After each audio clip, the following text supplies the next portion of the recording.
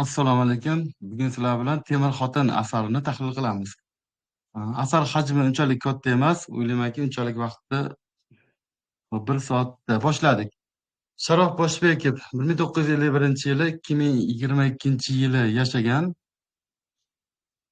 Sharof Boshbekovni o'zi asl kasbi aktyorlik bo'lgan, lekin shunga qaramay shu drama, kino ssenariylar yozish bo'yicha anchagina shu sohada nom qoldirgan.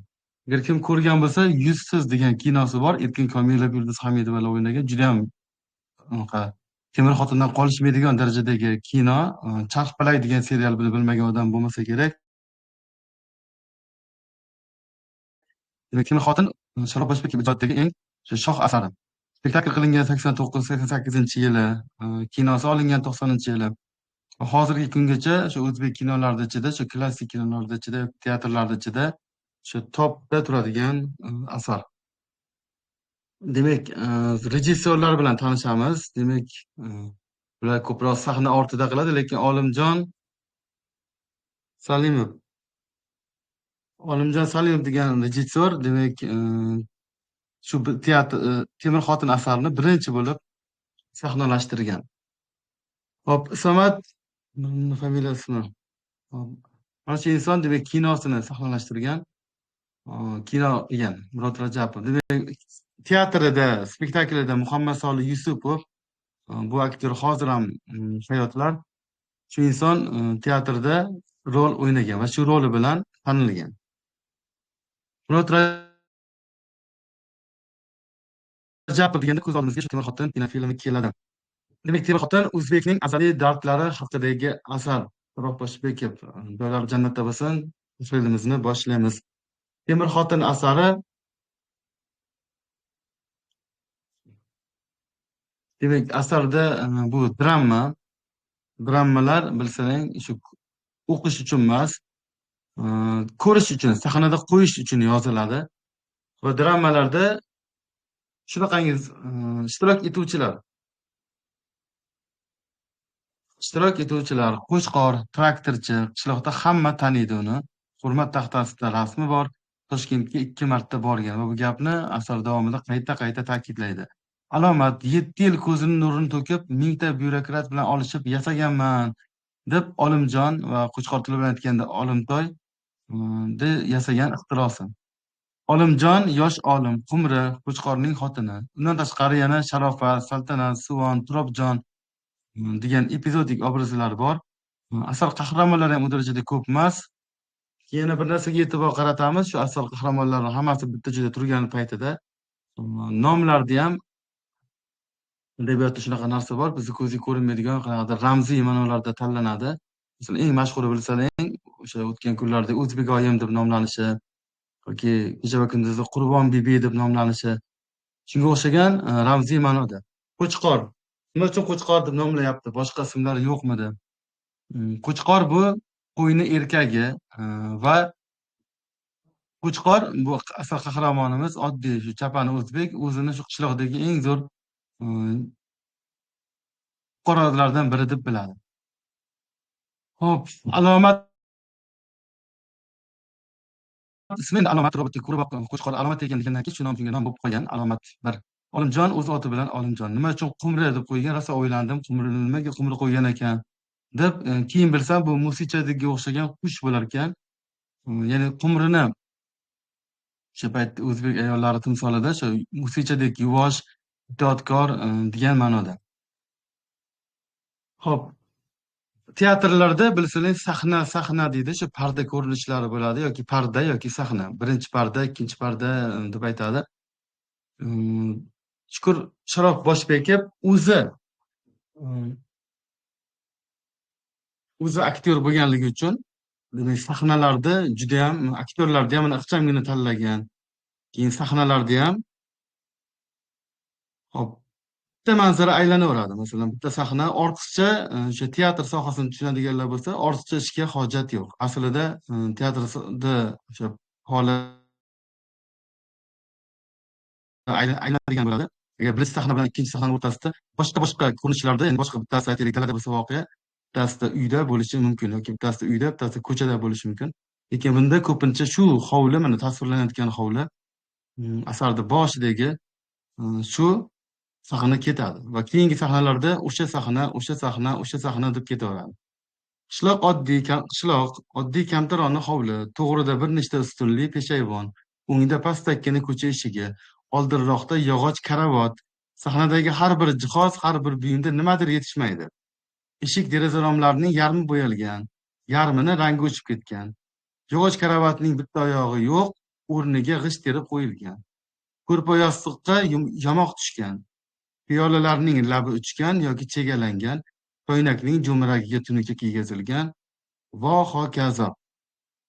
Demak, shu manzarada eng esimizda qolgani, adashmasam, kravatda bitta oyog'i yo'q, o'rniga g'isht terib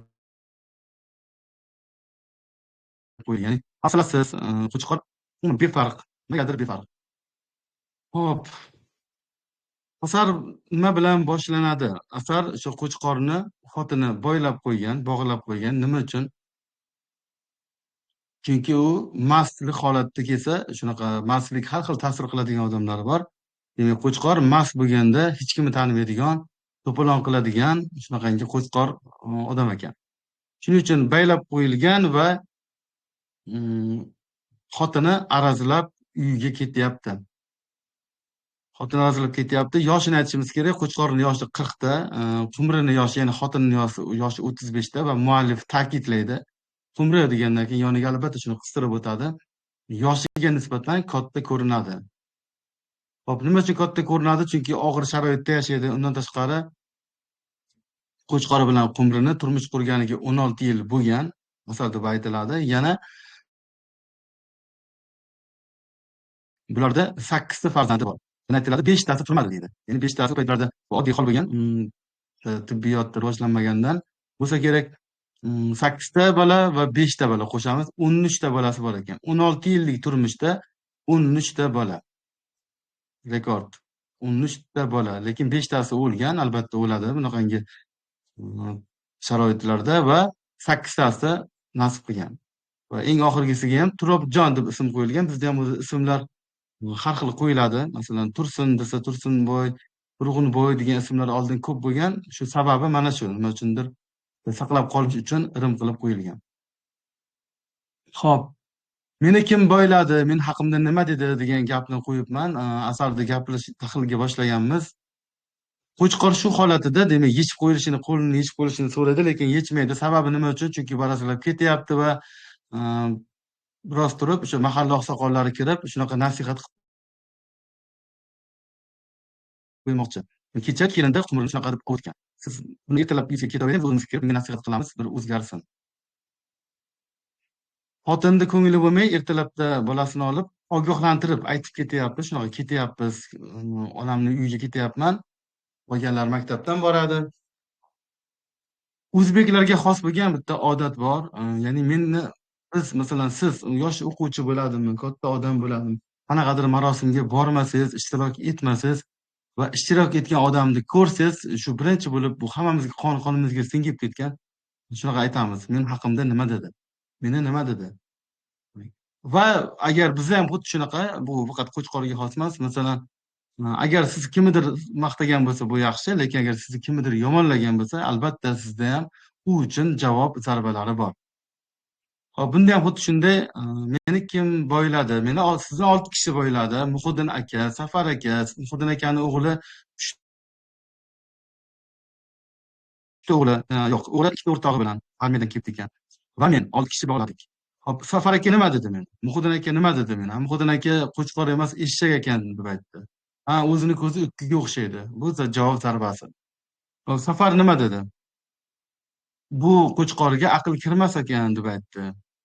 Aql kirmas ekan. Hukumat qaror chiqarib qo'ygan. Hukumatni bilarmikan? O'zi g'irt savodsiz. Gazeta jurnalni rasmi bo'lmasa o'qimaydi. Juda ham masxara. Rasmi bo'lmasa, rasmi yo'q ekan deb u gazeta jurnalda o'qimaydigan savodsiz hukumat qarorini bilarmikan? Xullas, u bo'ldi, bu bo'ldi, xotin ketdi, qo'lini yechib olmasdan qoldi o'zi. Va bir payt mashinani ovozi eshitilib, bir yashikni ko'targancha Olimjon kirib keladi. Olimtoy bizni qahramonimiz, bosh qahramonlardan bittasi. Olimtoy deb aytadi murojaatda. O'zi bu Qo'chqor hammaga shunaqa toy qo'shimchasini qo'shib aytadi. Masalan, qo'shnisini ham chaqirib bozor to'y deydi. Xotini chiqib bozorga akam yo'q deb aytadi. Endi bozor to'y, olim to'y, mm, bozor to'y. Nima deylik? Olim to'y. Olim to'y, olimjon xullas. Bular suhbatlasha boshlaydi. Kim sizni shu holatga soldi? Ha, kimdan chiqadi bunaqa bema'qul ish? Ha, aka, o'zingiz ham deydi, judayam kimnanga ham qiyin. Qarang deydi, progress yo'q deydi. Qo'chqorni shunaqa odati bor. Qanaqa notanish so'z bo'lsa, buni asarda tahlilda oxirida keltirdim to'plab iloji boricha. Mm, Qaysi so'zga tushunmasa, o'shani yarmini qaytaradi, ya'ni tushunmadim degan. Bundan nimani bilish mumkin? Qo'chqorda bu birinchidan yozuvchilar asar yozayotganda qanaqadir shu qahramonni esda qolarli bo'lishini ta'minlash uchun nutqida shunaqa parazit so'zlarni qo'llaydi. Masalan, Tog'aymurodni shu asarida qahramon bo'ladi, har bitta gapida shu deb turadi. Shukurov degan to'yxonachi bo'ladimi? Shunaqangi har gapda gapida gapim shu degan so'zni ko'p ishlatadi. Shunisi bilan esda qoladi o'quvchilar. Bu Qo'chqorda ham shunaqangi nutqi bor. Masalan, oilani planlashtirish degan gap bor aka desa, nimalashtirish? Kontakt, nima takt? Linza, nima za? Maksimum, nima simum? Sxema, nima sxema? Mikrosxemasi, nima sxema? Xullas, har bitta gapni qaytarib turadi. Buni ko'rgansizlar, o'qiganlar biladi. Hop, Olimjon bilan Qo'chqorning suhbatida gap sharoitdan bo'lib turib, progress yo'q deydi. Progressing nima endi? U taraqqiyot, rivojlanish yo'q. Progress bo'lish kerak odatda, yo'q bunda. Aytyapti, progress yo'q, bor. Mana o'tgan yili oldinlari tappi degani bu o'sha molni o'sha axlatini o'sha yumaloq qilib quritib qo'yadi, o'shani tappi deb ko'mir o'rnida yoqadi. O'sha tappini deydi, o'zini yoqardik. Mana endi biz salarka bilan yoqyapmiz. Progress deydi, ya'ni o'sish bor, biz kuchaylik safarga deydi. Xo'p, yana gapdan gap chiqib, ya'ni Olimtoy bu shu qishloqda yashar ekan, Qo'chqorni na jiyani, na ukasi bo'ladi. Shunchaki shaharda ishlaydi, yosh tadqiqotchi, faqat o'sha olimlarda nimasida, mana shu qishloqda, sovxozda nimasi bor? Yeri bor, tajriba uchastkasi bor. O'sha yerga kelib, paxta navlari, paxta terish mashinasi va hokazo ishlar bo'yicha bular ilm odamlari. Har shu kelganda endi mana shu Qo'chqorni uyiga biror biznikiga olib kelib bo'lsa kerak, 10 ta bolasi kamlik qilganda va uyni ham tasvirlaganda ko'rdik. Uy ham juda ham mehmon kutadigan sharoitda emas. Xullas, shuni uyda turadigan tadqiqotchi. Shu aytyapti, aka, bu nimalar hammasi oilani planlashtirmaganlaringdan, ya'ni sizlarda 9 ta, 11 ta, 8 ta bolalaring bor. Bunaqada qiyin yashash, og'ir chidab bo'lmaydigan darajada. Hop, chidab bo'lmagan darajada bo'lsa, senlar oldin to'g'rila. Masalan, paxta teradigan mashinani qachon yaratasanlar? Bitta mashinani yaratgan 50 yil ketadimi? Endi paxta mashina yangi chiqdi deydi, paxta teradigan mashina yangi chiqdi deydi. Qarasak, rul o'zgargan xolos. Qarasak, kabinasi o'zgargan xolos. Bunaqada qanaqangi rivojlanish bo'ladi. Desa, aka, biz ham bo'sh turganimiz yo'q va men deydi, mana bu yerda paxta terish mashinasining rasmini keltirganman. Mana bu eskisi va hozir mana bu zamonaviy paxta teradigan mashinalar bor. Adashmasam, bu 1-2 yildan buyon paxta terish mashinalari ham endi ishlayapti. Avvallari nima uchun paxta terish mashinasidan foydalanmagan? Misol uchun aytaman, masalan, 1 gektar yerdan aytaylik 5 tonna paxta oladigan bo'lsa, paxta terish mashinasi terib va ikkinchi, uchinchi terim endi o'ldi degan, unchalik paxta chiqmaydi, chunki bu yanchib, bir narsalar qilib tashlaydi ko'saklarni. Lekin qo'lda tersa, o'sha 2 barobar, 3 barobar ko'p paxta teradi. Shuning uchun qo'lda terish tanlangan. Hozir zamonaviy paxta teradigan mashinalar chiqdi va yana boshqa islohotlar o'tkazdi. Shu bilan ko'p o'zbek xalqining ko'p qismi paxta terish mashaqqatidan, xususan mana o'qituvchilar, talabalar, shifokorlar va shu tashkilotlar ko'pi ozod bo'lib qoldi. Hop, endi Olimjon robot olib kelganida va robotni olib kelib, robotni qulayligi haqida aytadi. Men deydi, robot yasayapman. Hali robotni ko'rsatgani yo'q Qo'chqorga. Robot yasadim. U deydi, robotni yasaganda deydi, men estetik tomonni o'yladim. Masalan, deydi, traktorda tergan boshqa-yu, xotin kishi ashula aytib tergani, masalan, daladan ayol qizlarni, qo'g'irchoqdek ayol qizlarni kulgusi eshitib turgani odamga zavq beradi. deydi. Bu robotlar juda arzonga tushadi. Yoqilg'i kerak emas, batareyadan oziqlanadi. Ikkinchidan, ularni beto'xtov ishlatish mumkin. Issiq demaydi, sovuq demaydi, kechasinimi, kunduzimi ishlayveradi. Oylik ham so'ramaydimi, deyapti Qo'chqor. Albatta-da, muhimi buyruqni so'zsiz bajaradi. G'idi-bidi qilib o'tirmaydi. Hamma paxta terimiga deb buyruq berilsa, har qanday ishni tashlab dalaga chiqib ketaveradi. Qo'chqor aytyapti. Unda deydi, chindan ham odamga o'xshar ekan. Masalan, deydi, men ham hamma paxta terimiga desa, xotinim bolasini tashlaydi, chaqalog'ini tashlab ketadi. O'qishini tashlaydi maktabdagilar. Biz ham shunaqamiz, robotdan farqimiz yo'q ekan deydi. Ular ko'p ishlaydi, biz ham ishlayapmiz. Lekin to'g'ri tushuning, bular robotlar, biz siz odamsiz. Ya'ni muallif nimani ko'rsatmoqchi? O'zi aslida robotlar bu Qo'chqor va mana bu yon atrofidagi odamlar, bular robotga aylanib ulgurgan. Ya'ni paxta terimiga desa, hech narsani o'ylamasdan so'zsiz ketish, hamma narsani tashlab, masalan, robot bo'lmay niman. Hop, robotni tanishtirdi. Mana ko'zingizning oldingizda robotni rasmi turibdi. Mana shu robotni va buni ko'rib Qo'chqor bitta joyi bor, shunaqa zo'r joylardan bittasi. Robot yoqib beradida, har xil kassetalarni unga qo'yib, o'sha mikrosxema deydi.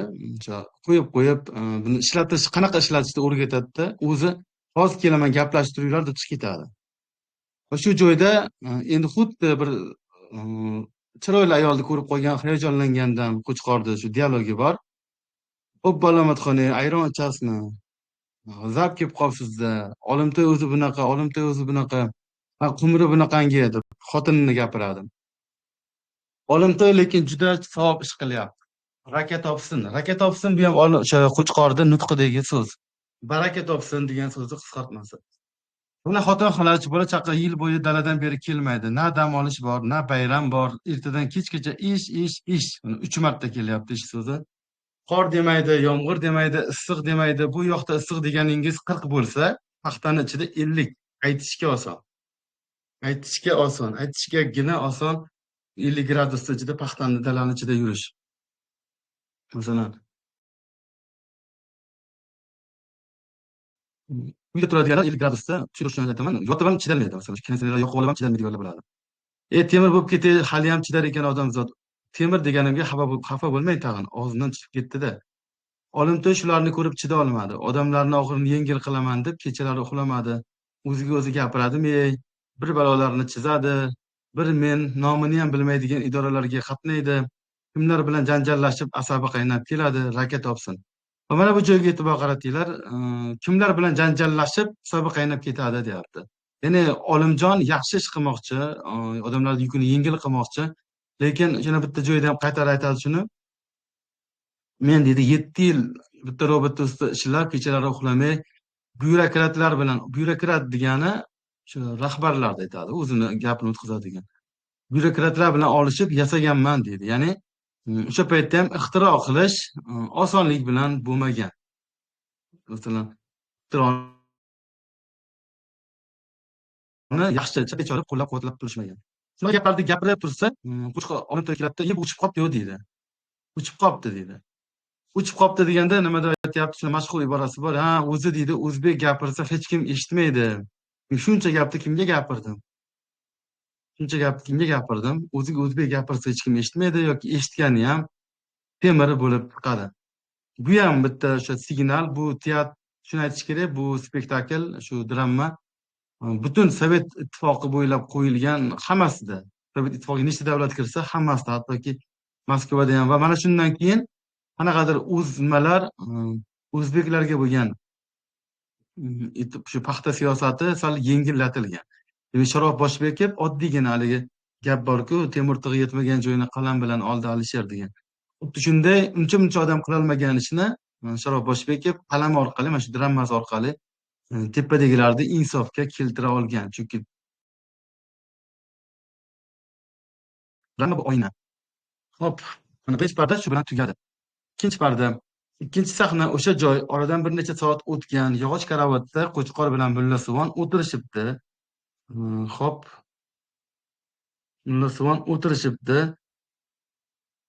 Oradan bir necha soat o'tgan, O'rtada kam turini dasturxon. Hop, Mulla Suvon kim? Mulla Suvon Qo'chqor o'sha Alomatxonni olib qolgandan keyin, o'sha Alomatxon buni uyda turgandan keyin ham sinov, test vazifasini bajaryapti. Shu yerda turib qanaqa ishlaydi, gap so'zlarni qanaqa sinab olish kerak bir narsani. Probatsiya deymiz, sinov.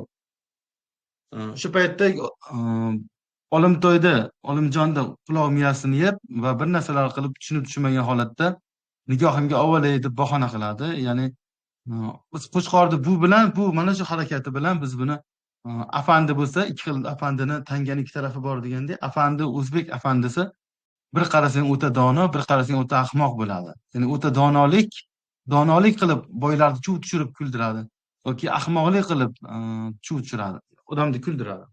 Ya'ni ahmoq bo'lmasa Temirga uylanadimi? Va nikohga chaqirib, mana bu lavha. Yana eng qiziq tomoni, mana shu nikoh o'qitayotganda mana bu mikrofon, shu nima, sun'iy intellekt deyman. Shu robot Temir xotin to'xtab qoladi. To'xtab qolgan joyda endi ro'molini ko'tarib, orqasidan shu yelkasiga qo'lini qo'yib nima qilish kerak? Yana bu sxemasini almashtirish kerak. Hayajonlanib qolganidan hali u sxemani qo'yadi, hali bu sxemani qo'yadi. Shunda mana buni gapi bor, kulgili. Masalan, bu komediya, tragikomediya deyiladi, jiddiy komediya. Tomoshabin bilet olib kulgani kirgan, maza qilib yoki bir narsani ko'rgani kirgan. Hop, kuldirish ham kerak. Hop, shu narsani hozir javobligi uchun aytmoqchiman, bo'lsam tashlab ketsam ham bo'lardi. Orqasiga qo'lini tiqib, shu temani almashtiraman desa, haligi mulla aytadiki, "Voy mulla Qo'chqor, ozgina sabr qiling, sabrli bo'ling" desa, nima deyapti? "Ha" deydi, "buni" deydi, "yelkasida nimasi borda, tomiri bor. Qanaqadir o'sha tomiri qotib qoladi. Agar buni hozir uqalab qo'ymasam, u haykalga o'xshab turaveradi" deyapti. Ya'ni bu robot bu degan tili bormayapti. Bu yerda siz ko'rishingiz mumkin, Qo'chqorda uncha-muncha bu o'zbeklarga xos xususiyat, hozir javobligini. Hop, har xil vaziyatlar, kerakli sxemani o'rniga boshqa sxemalar qo'yilgan. U yerda bir va nihoyat o'sha break dansmi shunaqaga tushadigan, xullas kulgili vaziyatlar. Bular uncha ahamiyatga ega emas. Hop, keyingisi. Obbo, Qo'chqor aka, Olimtoyda gaplar gapirtiryapmiz endi. Olimtoy. Nima qilardingiz? Uylanib olibsiz yana. Nikoh o'qitishga nima bor? Bu robot bo'lsa, bu sinov uchun kelgan bo'lsa. Eng kulgilisi nima bilasizlarmi? Yana aytadi, "Men" deydi, "bu qonuniy xotinim. Xohlasam ZAGS o'qitaman, xohlasam to'y qilaman. Artistlardan tanishing yo'qmi?" Xullas, qarasa ish chatoq, jiddiyga olyapti. Hazil desa hazil emas, boshida hazilga yo'ygan odam endi jiddiyga olyapti. Gapdan gap chiqib, mana bu qizil diskni ko'rib,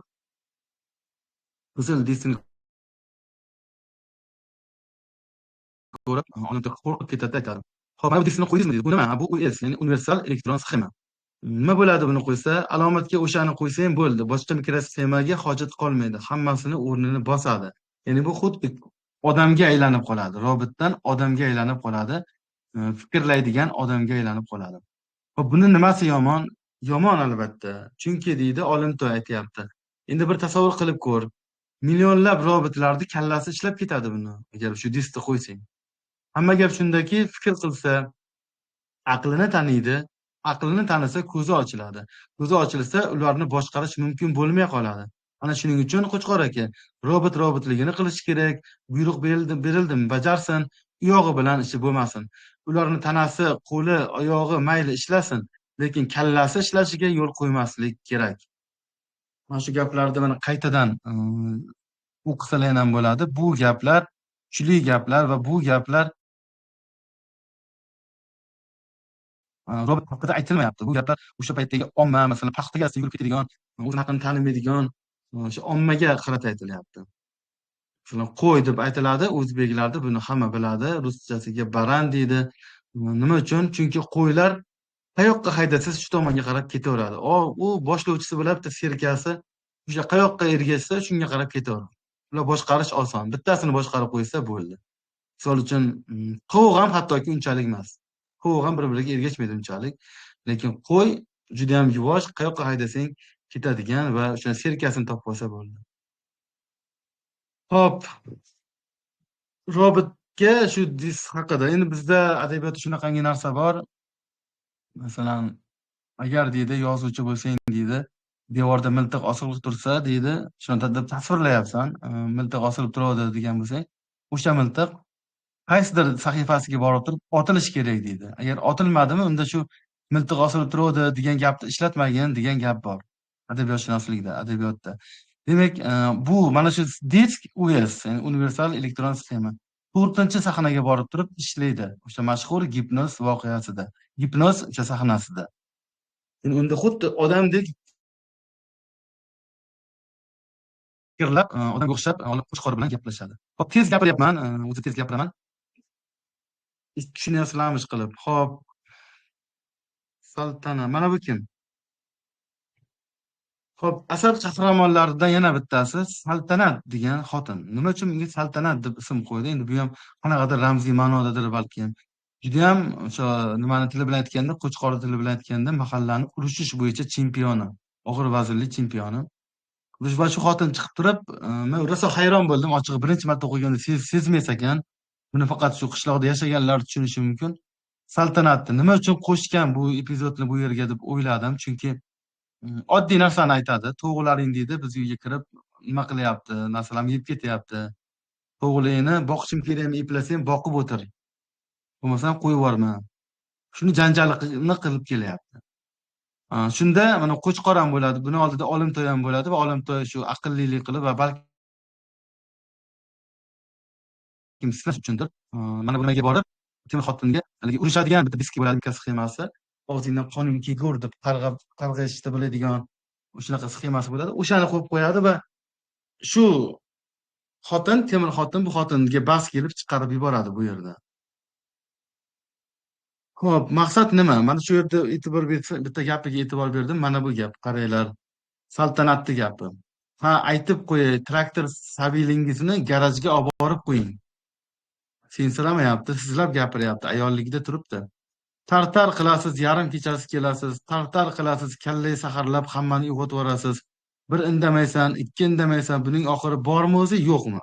Haqiqatan ham qishloqlarda yashaganda, masalan, biz ham yoshligimizda shuni guvohi bo'lganmiz. Haqiqatda traktori borlar mahallaga qo'yib nima borda, masalan, garaji bo'lsa, qat'iy, masalan, odamlar shunga ham aytmagan, mana Saltanat chiqib aytyapti shu narsani. Bu muammo, bu katta o'sha mahallaning bo'lsa ham muammosi. Masalan, aytish mumkin, garaj bu agar traktorchi niyati ishlamagan bo'lsa, shuni rahbarlari aytish kerak. Bu traktorda ovozi juda ham oldingilari, ayniqsa, oldingi traktorlar juda baland bo'lgan. Traktorni mahallaga olib kirib qo'yish, olib chiqib ketish, bu yarim kechasi kirib kelish, kallai saharlab chiqib ketish, bu uyquga buzish, balkim buni atayin qilgan bo'lishi mumkin, balkim bunaqa bo'lsa. Lekin Saltanat mana shu gapni aytgani kirgan mening nazarimda. Hop, ikkinchi parda ham tugadi, endi uchinchi parda. O'sha manzara, ya'ni shu hovlisi, Qo'chqorning hovlisi, kechqurun Olimjonning hujrasida chiroq yonib, u ishlab o'tiribdi. Ko'cha tomondan traktorning kelib to'xtagani eshitiladi. Ko'p o'tmay bir qop narsani orqalab Qo'chqor kirib keladi. Xo'p, o'zi voqealar 3 kun ichida sodir bo'ladi. Birinchi kuni shu Olimtoy keldi va Olimtoy 3 kun, mana bu Robitam 3 kun uyda mehmon bo'ladi xolos. Shu bilan drama ham tugadi. Xolos 3 kun ichida bo'ladigan voqealar. Qo'chqor kirib keldi. Endi 3-kunga borib 3-kunga borib esda qolarli tiklardi. Juda voqea, aytarli voqea bo'lmaydi. Bunda faqat emotsiya, Qo'chqorning betoqatlanishi, shunaqa kulgili tarzda ochib berilgan. Agar teatrda tomosha qilsangiz, maza qilib kulasiz shu joylariga, lekin aytib beradigan joy xoli yo'q. Hop, yem ko'tarib keladi va yem ko'tarib kelgandan keyin shunaqa bahonada aytyapman, har bitta detal gapiradi. Dramalarda o'sha issiqlik, shunaqangi narsalar bo'ladi. Ixcham tarzda. Bunaqa imkoniyati ko'p emas uni. Roman bo'lsa ekan tasvirlasa, ichki dunyosigacha tasvirlaydigan romanlar bor. Hop, yem olib keldim-da deydi, kunjadan ko'tarib kelyapti. Yem yemaydigan mol ixtiro qilsang-chi deyapti. Gapni qaranglar, shuni teskarisi endi. Ha, senlar yem yemaydigan mol emas, mol yemaydigan yem o'ylab topishga ustasanlar. Hazil tariqasida aytyapti. Ya'ni bu nima? Mana shu gapdan ham bilib olish mumkin. O'sha paytdagi o'zi paxtani ichida o'zi paxta yetishtirib turib, mana shu yemlarni ham, yem paxtadan olinadi. Yemlarni ham balkim shu qishloqqa eng sifatsizda yetib kelar balkim. Kunlari boshqalari. Ha, senlar yem yemaydigan mol emas, mol yemaydigan yem o'ylab topasan deydi. Yana bitta shu Qo'chqorni esda qolarli gaplaridan bittasi, u asarimizni boshida oilani planlashtirish kerak. Bu nima degani? Bu kamroq qilsin degani desa, ishqilib deydi Qo'chqor aytadi. SJK degan bir tashkilot chiqdi. Qo'ylarni sun'iy urchitib, ko'p bola olmoqchi bo'lgan.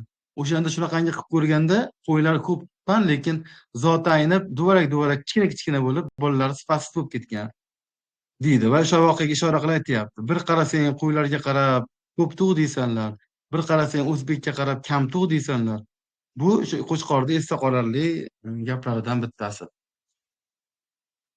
Hop, Olimjonga judayam betoqatlik qiladi. Ya'ni kelib turib, deydi, xotin qilib yaratganmisan buni? Ha. Nima uchun 100% xotin emas? Maqsad shu. 3-sahnada shu ko'rsatiladi. Qo'yavering deydi, vaqti kelib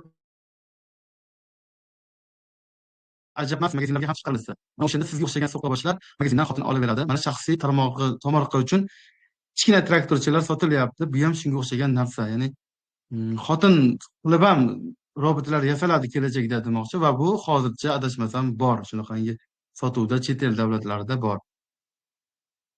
Olimjonga aytadi. Ha, xotin kichik biz deydi, mana men deydi Qo'chqor. Bitta joyda kultivatsiya qilsam, ya'ni yerda traktorimni haydasam, ayib topolmaydigan qilib haydayman. Zo'rlab 5ta oxirigacha yetaman. Sen deydi, odam nima bitta robot yasabsan deydi. Hamma yo'g'ini odam qilganda o'xshatsang deydi. Nimaga bu odamga o'xshamaydi? Nimaga buni qo'li sovuq? Nimaga buni ko'zi boshqacha? Xullas, nimaga bu o'sha ketaveradi? Nima qilsang, masalan, so'zsiz bajaradi, o'ta tartibli deydi, masalan. Bir Sevginator degan kinoga o'xshagan bitta chinga o'xshagan kino bor, ko'rgansizlar. Shunda ham o'sha qaynasi o'sha robot kelinni olgandan keyin kirib yuvib qo'ysa, hamma stol boshini yuvib qo'yadi. Ya'ni o'sha stol boshi yo'q, o'tirgan holati bo'ladi. Xuddi shunaqangi nolyapti Olimjonga Qo'chqor. Nima uchun? Bu robot. Shunda ming pushaymon yasagan robotini odamga o'xshab yasadigani uchun. Va shunaqa xulosaga keladi. Odam robot yaratishni mana bunaqangi tomonlari ham bor ekan. Ya'ni bu bilmaganda, agar deydi xohlasam deydi, eshakka o'xshatib yaratsam bo'lmasmidi bu robotni? Yoki masalan, maymunga o'xshab yaratsam bo'lmasmidi odamni? Odamga o'xshab bekor qilibman shu ishda deydi. Va pushaymon bo'ladi. Bu endi Qo'chqorda saviyasizligi yoki nima deb baholasak, shunaqa narsa. Ana endi 3-sahna ham tugadi. 4-sahna asarimizning eng kulminatsion sahnasi, eng o'sha ta'sirli, o'sha aytmoqchi bo'lgan sahnasi. O'sha hovli oradan 2 kun o'tgan. Alomat kravatda o'tiribdi. Qo'chqor tog'orada bug'i chiqib turgan qaynoq suv olib kelib, uning qarshisiga qo'yadi. Alomatning qo'llarini kaftlar orasiga olib birpas tikilib turadi. Yuziga bosadi, keyin sekingina qaynoq suvga botadi, chiqadi, o'rnidan turib, ayvon chipidagi qizil mikrosxemani oladi. Nima uchun oldi? Haligi otildi, haligi miltiq o'qi. Qizil mikrosxemani oldi. Chunki u zerikdi, robotdan zerikdi. Unga odamga o'xshab gaplashadigan ayol kerak. Birpas o'ylanib turib, ehtiyotkorlik bilan va hadik bilan robotga o'rnatdi. Alomat xuddi uyqudan uyg'ongandek ajablanib, atrofni kuzatadi, Qo'chqorga bosh oyoq razm soladi. Va Qo'chqorda shunaqangi gipnoz deydi, gapdan gap chiqib, Alomatxon nimaga yig'lamaysiz, yig'lash kerak deb o'zi gap boshlaydi. Va keling deydi, men yig'lamayman, lekin siz yig'lagingiz kelyapti hozir, yig'lang deydi. Yig'lamayman, men erkak kishiman. Odamlar erkin emasmi? Ya'ni xohlaganda yig'lab, xohlaganda kulmaydimi? Men robotman, lekin sen odamsan, yig'laging kelyaptimi? Yig'la. Yig'laging kelgan yo'q, yig'laging kelyapti. Bu o'sha Alomatning gaplari va mana bu tanaffus qilamiz. Iqbol Soliyev degan O'zbekistonda mashhur nomi chiqqan tabib bor. Bu odam shu kasallar oldiga borsa, shuni qo'li bilan ushlab, shu og'rigan joyini ushlatda, bo'ldi, ketdi og'riq deydi. Bormi og'riq deydi, yo'q og'riq. Tuzalib qoldim deydi. Va pastdagi inson Kashpirovskiy degan odam. Bu odam 1988 mana shu drama yozilgan paytlarda juda ham nimada bo'lgan, taniqli odam bo'lgan, Kashpirovskiy degan odam. Va Iqbol Soliyevdan anchagina bu nimaroq, qaysi biri agar bu ko'proq nimaga aytsalar Iqbol Soliyev yoniga borgan odamlarni davolasa, mana bu pastda turgan Kashpirovskiy buni kattalar biladi. Televizordan turib davolagan odamlarni. Ya'ni beli og'riganlar o'tirsin, mana men sizlarni davolayapman degan va u paytlarda internetlar yo'q, lekin ko'pchilik davo topgan. Bu nima yotadi buni asosida? Gipnoz, ya'ni ishonadi shu narsaga.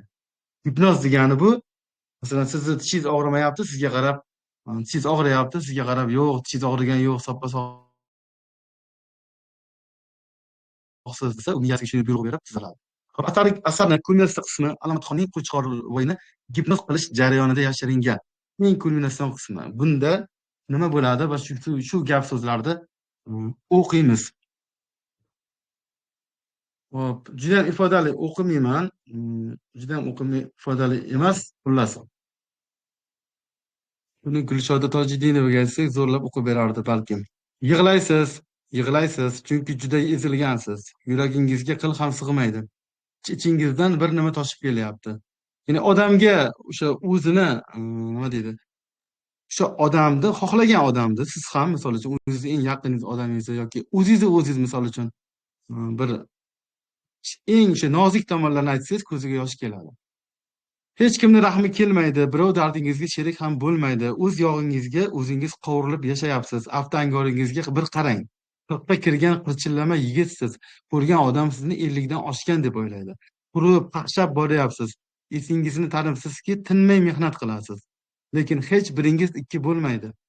Ro'zg'or, bola-chaqa tashvishi deysiz. Afsuski, bu tashvishlarning cheki yo'q.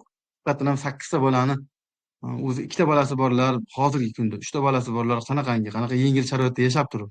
Lekin o'sha sharoitda 8 ta bolani uyli-joyli qilish bu degani tugadi degani, hayoti shu bilan tugaydi. Ertadan kechgacha chumordek g'imi qilasiz, rohatini ko'rmaysiz. Paxtakorman deb ko'kragingizga mushlaysiz-u, ko'rpangizga paxta topolmaysiz. Paxta bor, bo'zchi belboqqa yalchimaydi deganda, o'zini ko'rpasiga paxta yo'q. Kiyib olgan kiyimingizga qarang, yengil sanoat yetishtirayotgan hamma birak mahsulot siz va sizga o'xshaganlarga nasib qiladi. Mana bu nima? Shu issiqda kim naylon ko'ylak kiyadi? Magazinga kelgan ekan, arzongina deb. Alomat. Bu dunyoga kelib nima ko'rdingiz, Qo'chqor aka? 2 marta Toshkentga borganman deb maqtanasiz. Odamlar oq dengiz-u qora dengiz qilib yurishibdi. O'sha paytlarda oq dengizga, qora dengizga borish bir moda hisoblangan va puli ko'plar shu yerga borgan qayta. Ha, endi ular boshqacha odamlar-da deysiz. Qanaqa boshqacha? Nimasi boshqacha? Haqiqatan nimasi boshqacha? Nahotki oddiygina insoniy g'urur bo'lmasa? Shu darajaga yetgansizki, bora-bora undaylarga havas ham qilmay qo'ygansiz. Havas qilaverib, orzu qilaverib, charchagansiz, holdan toygansiz. Qadr qimmatchi. Men odam emasman, lekin shularni o'ylayverib ichimdagi murvatim qizib ketyapti. Menchalik ham emasmisiz, Qo'chqor aka? Biror tirik jon siz bilan hisoblashadimi? Birovga gapingiz o'tadimi? Shudgorni boshla desa boshlayverasiz. Hali yer qurimagan, loy-ku deyolmaysiz. Haqiqatdan shunaqa, paxta terib, paxta pishganda ham, masalan, masalan, uyingizda olma daraxti bor va olma daraxti pishmasa, xohlagan paytda siz uni terishingiz mumkin. Lekin u, masalan, paxtangiz bor, paxta pishdi, uni terib olish kerak. Lekin yuqoridan buyruq kelmaguncha u paxtani tera olmaysiz, chunki hammasi bir-biriga bog'liq. Paxtani qabul qiladigan punktlar ishlash kerak. Hamma narsani taxlab keyin, bo'lmasam bu mumkin emas. Qoidani buzishga kiradi. Shudgor qilish ham xuddi shunaqa. Mana shudgor qilish uchun yerda qurishini kutish kerak. Hattoki shuni kutishga ham vaqti yo'q. Bugun qilasan desa, hop bugun qiladi. Va bularda mana ko'rishingiz mumkin, robotdan farqi yo'q. Masalan, odamga aytsa aytadi-da, yo'q deydi.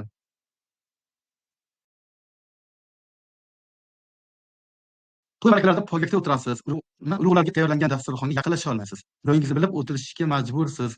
Chunki mehnatkash degan mansab bilan to'rga chiqolmasligingizni yaxshi bilasiz.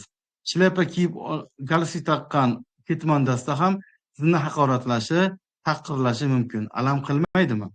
Ha, endi rahbar bo'lgandan keyin koyiydi-da. Va mana shu narsa qon-qoniga singdirib yuborilgan. Rahbar bo'lgandan keyin koyiydi. U rahbar hamisha haq. U to'g'ri koyidimi, boshqa koyidimi va shunaqa narsa. Alomat. Bayram kunlari rayondagi namoyishdan bayroqcha ko'tarib o'tganingizga xursand bo'lib yuraverasiz. Majlislarda qo'l ko'tarish u chapak chalishni bilasiz. Boshqa hech baloni hal qilmaysiz. Ko'pincha o'sha majlisda nima hal bo'lganini tushunmaysiz ham. Endi bor umidingiz eng og'riqli nuqta. Bolalaringizdan ularni o'qitib katta odam qilmoqchisiz, lekin ularingizdan katta odam chiqmaydi. Shin yozin daladan beri kelmaydigan chala savod bolalardan hech biri chiqmasligini yaxshi bilasiz. Farzandlaringizning o'zingizga o'xshamasligini istaysiz. Demak, o'zingizni kimligingizni ham bilasiz. Mana hozir bir narsa aytish kerak, o'qituvchilar, misol uchun, ona tili adabiyot o'qituvchisi ko'p bu yerda. Kim bolasini ona tili adabiyot o'qituvchisi bo'lishini xohlaydi degan savolga juda ko'pchilik, adashmasam 90% dan ko'p odam yo'q deydi. Yo, mana boshqa fanga o'qitadi yoki doktor qiladi yoki boshqa sohaga. Nimagadir. Shunda qo'shqov shu gap kuchli gap mana. Farzandlaringizni o'zingizga o'xshamasligini istaysiz. Demak, o'zingizning ham kimligingizni ham bilasiz. Qilingiz yetadi, lekin yana ko'pga kelgan to'y. Bu ham juda ham ommaviy gap bo'lgan, ko'pga kelgan to'y chidaymiz deb yuraverasiz. Axir umr o'tib ketyapti-ku, Qo'chqor aka. Ko'ngli to'lib. Baribir yig'lamayman, yaxshi yashayapmiz, bildingizmi? Yig'laysiz, ana ko'nglingiz to'lib turibdi. Labingizni tishlamang, Qo'chqor aka, foydasi yo'q. Asal yosh ko'zdan chiqadi, o'z og'izdan emas. Birov sizga hayotdan olyaptimi? Hamma gap shundan olmaysiz. Kunikib ketgansiz, yaralar toshga aylangan, og'riq sezmaydi. Dod solib baqirishga qo'lingizdan kelmas. Hech qilsa ingrab qo'yishga ham qodir emassiz, Qo'chqor aka. Hayot deganlari shunaqa bo'lar ekan deb umringizni o'tkazyapsiz. Qalbingizning unut bo'lib ketgan, o'zingiz ham bilmaydigan allaqaysi burchaklarida miltillayotgan ushoqqina norozilikdan qo'rqasiz, uyalasiz, uni sezmaslikka olasiz. To'g'ri, qadr-qimmatingiz oshkora haqoratlanganida o'sha miltillayotgan cho'g' alanga olgandek bo'ladi va siz uni aroq bilan o'chirishga urinasiz. Dunyoga shirakayf ko'zlar bilan qaraysiz, taskin topasiz, bir qadar yupanasiz ham. Demak, Qo'chqor nima qildi asarni boshida? O'zi Qo'chqor lekin qo'zichoqdan battar o'sha ishlaydi va chuvagan paytda sher maza qilib g'uborlarni chiqarib, uni so'kadi, buni so'kadi. Lekin ertasi kuni kayfingiz tarqab, dunyo asl holiga qaytadi. Shunda o'zingizni qo'yarga joy topolmaysiz. Hadsiz, hududsiz olamda mushtdekkina jussangizni qo'ygani joy yo'q. So'ng yig'lamoqdan o'zga chorangiz qolmaydi. O'ksib yig'laysiz. Ko'zlarda yosh o'ynab, yolg'on, men hech qachon yig'lamaganman. Alomat, yig'lagansiz, faqat ko'zingizni narigi tomoni bilan yig'lagansiz. Ko'z yoshlaringiz tashqariga emas, ichingizga oqqan. Mana mening ichim to'la temir-tersak, sizning vujudingiz esa faqat va faqat ko'z yoshdan iborat, lim-lim yosh. Baralla yig'lab yuboradi, sapchib turib oyog'i ostidagi qutini zarb bilan tepadi. Padariga la'nat hammasini. Asarga tayyorlanish davomida asar tahlil qilish uchun spektaklni ko'rdim, kinosini ko'rmadim. Spektaklni ko'rganimda shu lavhaga aynan e'tiborimni qaratdim va shu yerda o'sha Muhammad Solih Yusupov aktyorni va qanchalik qiyin bo'lganini tushundim.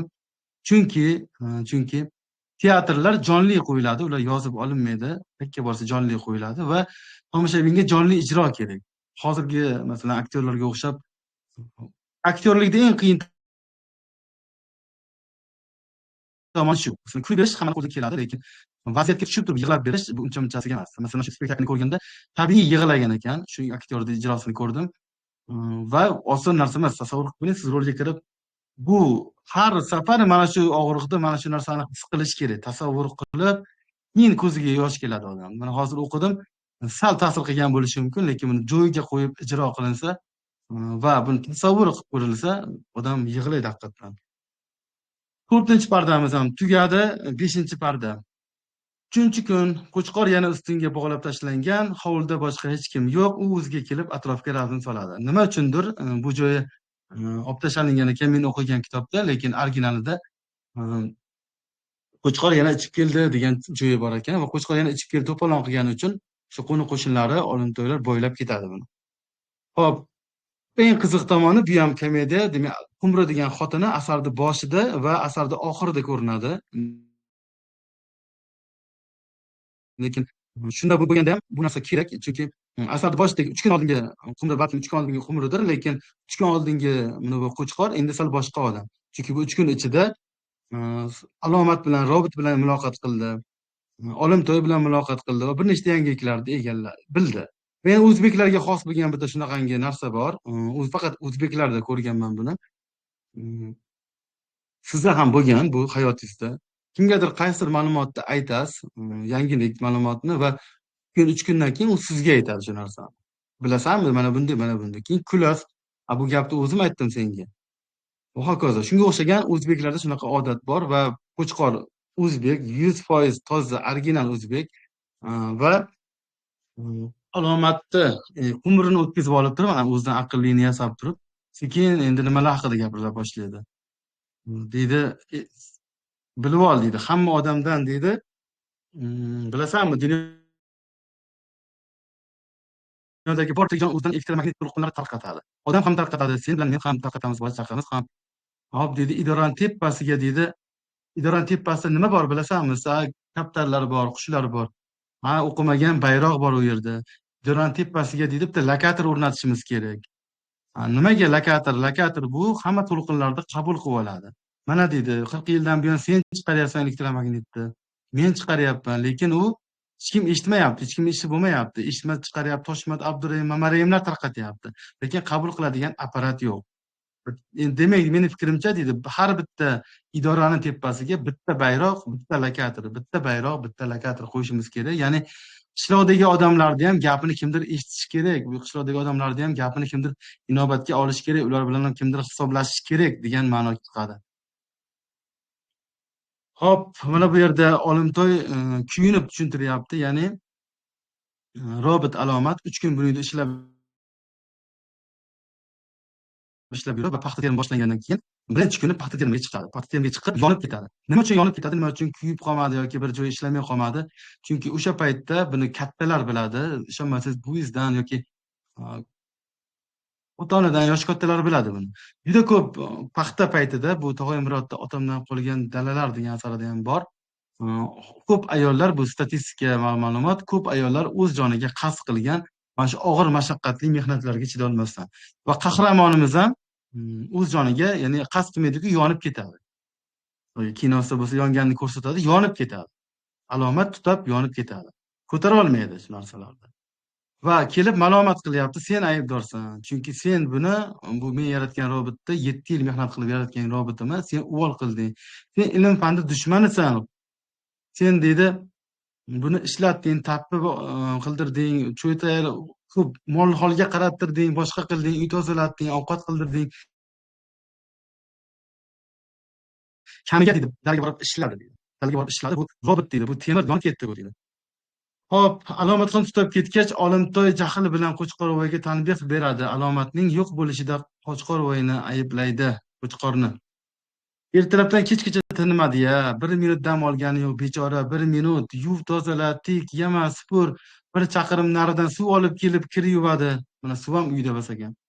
Mana bu tezak yoqiladigan la'nati o'chog'ingizga ovqat qiladi. Yeb to'ymaydigan ochofat mollaringiz bor. Ertalabdan kechgacha o't ber, yem ber, suv ber. Xamir qoradi, sigir sog'adi, kuvib pishiradi. Bu uyingizni ishi tugaydimi o'zi yo'qmi? Bundan tashqari dalaga chiqadi, 1000 chanoqqa 1000 egilib paxta teradi. Va robotda aytmayapti, o'sha paytdagi odamlarda aytayapti. 40-50 kilo narsani ko'tarib xirmonga olib boradi. Axir bu do'zax azoblariga qanday dosh bersin, qandoq chidasin? Axir u temir-ku, Qo'chqor aka, temir. Uni avaylash kerak, ehtiyot qilish kerak. U o'zini o'ylamaydi. Qiynalib ketdim degan tiri yo'q. Undamas ekan deb eshakdek ishlataverish kerakmi axir? Faqat joni chiqib ketgunicha ezaverish kerakmi? Yo'q, siz yuragi tosh odamsiz, Qo'chqor aka. Va Qo'chqorda yana o'sha gapi bor. Nima ish qilib qo'yibdi roboting? Va to'g'ri gap, hali qatorlashtirib 7-8 ta bola tuqqani yo'q. Kechalari uxlamay beshik quchoqlab chiqqani yo'q. Har bolasi bilan 1000 bor kasal bo'lib, 1000 bor sog'aygani yo'q. Axir u bitta o'zbek ayoli qiladigan ishini yarmini qildi xolos. Yarmini qildi xolos. Va shu joyda asarimiz nihoyasiga yetadi. Masalan, keyin Olimtoy bor edi, chiqib ketgandan keyin xotini chiqib, "Nima, kim bilan gaplashyapsiz?" "Ha," dedi. "Alloh bilan gaplashyapman. Alloh aytdi, yaxshiyam xotiningni odam qilib yaratdim. Robot bo'lganda haligacha zapchast bo'lib ketardi" dedi. Ya'ni bu bilan nima demoqchi? Buni xalq tushundi va shu sahnaga, shu teatrda ko'raman deb kelganlarni uyg'otgan anchasini. Ular robot, o'zini robot ko'rgan, o'zini ko'zini ochgan, ya'ni uyg'otgan. Adabiyot vazifasi Chulpon aytgandek, uyg'onganlarning vazifasi qolganlarni uyg'otishdir. Ya'ni Sharof Boshbekov shu maqsadni bajara olgan baxtli yozuvchilardan biri. Xo'p, endi asarimiz nihoyasiga yetdi. Bitta ikkita aytilmay qolgan joylari bor tahlilda. Mana bu. Sharofat qo'shni juvon va Bozorboy bo'ladi. Bozorboy bu ko'rinmas obraz. Boshdan, masalan, agar aytsam bo'ladi, men shu Temir xotin asarida meni dadam rol o'ynagan. Kim rolini o'ynagan? Bozorboy rolini o'ynagan desam ishonaveradi hech kim, chunki Bozorboyni hech kim ko'rmagan, ko'rinmas obraz. boshdan oxirigacha turadi. Endi asarda ramziy ma'nolar bor. Buni tahlilshunoslarni fikriga tayanilsa, masalan, ikki xil, masalan, ikki xil tushunish mumkin. Masalan, ismlarni ham Qo'chqor deb kulgili ism qo'ygan yoki Qo'chqor deb o'zbeklarda qo'y deyishiga javoban aytgan bo'lishi mumkin. Yoki Qumri deb shunchaki tasodif qo'ygan yoki masalan Qumri deb musichadek yuvosh o'zbek ayollarini aytgan. Yoki Sharofat qo'shini nima uchun Bozorbo'y deyapti va nima uchun Bozorbo'y shu asarda boshdan oxirigacha biror marta ko'rinmayapti, faqatgina boshda qani Bozorto'y, so'zi olib bozorga ketgan. Qani Bozorto'y, bodring olib bozorga ketgan. Nima qilmoqchi edim, nima dedim. Tok qaytishsa kerak edi deydi yoki masalan bir qo'l durak o'ynamoqchi edim deydi. Mana durak degani bu karta o'yini, shunaqa ahmoq degani o'zbekchasiga. Buni ham mana shuni ham rosa ham ko'p tahlil qilingan ekan, ya'ni o'zi ahmoq bo'lyapti bu Qo'chqor va yana aynan shu so'zni ishlatgan har bitta so'zlari demak bironta so'zni bu Temur xotindan olib ham tashlab bo'lmaydi yoki qo'shib ham bo'lmaydigan juda ham mukammal asar. Va bozor bo'yida masalan ikki xil tahlil qilish mumkin, aytish mumkin. Masalan, odam odatda qo'shnisini yoqtirmasa va qo'shnisini yomon yo'lga shu o'zini eri bilan muomala qilishga layoqatsiz deb hisoblagan ayollar o'sha erkakni uyga yaqinlashtirmaydi. Va chaqirsangiz uyda yo'q deb yuboradi. Bozorbo'y bormi? Yo'q, Bozorbo'y uyda yotgandir balkim, lekin xotini yo'q deb yuborgan bo'lishi mumkin. Bu Qo'chqorni shu qo'shtirnochilik hurmatidan. Yoki masalan buni tahlil qilish mumkin. Bozorbo'y o'sha paytdagi 1989 o'sha 90-yillardagi bozor iqtisodiyoti degan so'zlar sekin-sekin o'rmalab chiqayotgan paytlari va o'sha paytdagi bozor iqtisodi bo'lsa nima bo'ladi? Va tan olish kerak, haqiqatan ham bozor iqtisodiyotiga o'tdik va o'tganimizdagi hayot turmushimiz yaxshilandi ancha, lekin tinim yo'q, tinchlik yo'q. Masalan, hozir oddiy biron joyda ishlaydi bankda, kech u yetmay topgani va kechqurun taksi qilgani chiqadi. Va chaqirsangiz, ishdan kelgandir shu bankdan desangiz, yo'q, ko'chaga chiqib ketgan. Yoki masalan bir hunari bor, shu hunarini ishlatadi. Qo'shimcha ish qiladi. Mana hozir biz ham misol uchun maktab paytida ba'zimiz dars o'tyapmiz va bu ham bozor iqtisodiyotiga kiradi. Ya'ni ishdan tashqari ishlab daromad qilish. Yana hammamiz bozorbo'ymiz. Bitta bu asarda ko'rinmaydigan qahramon bozorbo'y bo'lsa, hozirgi kunda hammamiz uyimizda bozorbo'y bor va bozorxonlar, bozorbo'ylar juda ham ko'p.